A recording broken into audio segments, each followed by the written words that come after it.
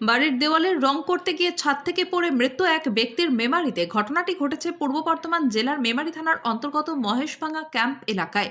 প্রত্যক্ষদর্শীদের কথায় সকালবেলা বাড়ি রং করার জন্য মেমারি থানার অন্তর্গত মহেশডাঙ্গা ক্যাম্পে জীবন মণ্ডল 52 বছর বয়সী তারই বাড়ির ছাদের কিছু অংশ শ্যাওলা জমার কারণে সেখানে জল দিয়ে ঘষাঘষি করছিলেন। হঠাৎই তার মাথা ঘুরে তিনি ছাদ থেকে নিচে পড়ে যান।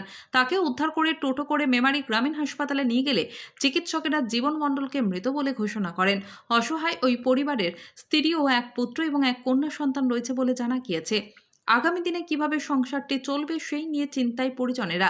মৃত ওই ব্যক্তির স্ত্রী পরিচারিকার কাজ করতেন। গোটা ঘটনা এলাকায় শোকের ছায়া নেমে এসেছে। খবর পেয়ে মেমারি থানার পুলিশ বডি উদ্ধার করে নিয়ে আসে এবং পরবর্তী সময়ে পোস্টমর্টমের জন্য বর্তমান হাসপাতালের মর্গে পাঠানো হবে বলে জানা গিয়েছে। পরিবারের সদস্য ও বাড়ির মালিক এই প্রসঙ্গে কি বললেন শুনে নেওয়া যাক। মৃত্যুঞ্জয় যশের রিপোর্ট, MBS নিউজ। আনুমানিক বয়স কত? 50 বছর। বাড়িতে কে কে আছেন? বাড়িতে দাদা বৌদি আর এক ভাইপো ভাইজি, এক ছেলে এক মেয়ে। এই রাজমিস্ত্রি কাজ করতেন? হ্যাঁ, রঙের কাজ করে। কখন শুনলেন?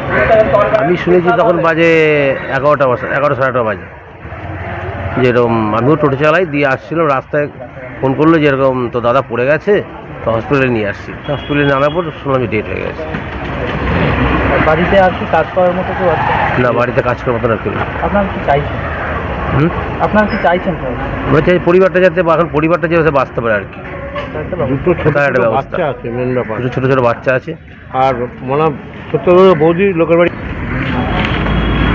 বৌদি লোকের বাড়ি কাজ করে, আপনারা চাইছেন পরিবারটা যাতে বাঁচে। আপনার নাম? আমার নাম তপন মণ্ডল, ময়দাকে বাড়ি। সকালবেলা জীবন আমাদের বাড়িতে এসেছে রং করার জন্যে। এসে বললো যে প্রথমে দেওয়ালটাকে জল মারতে হবে, জল মারতে হবে।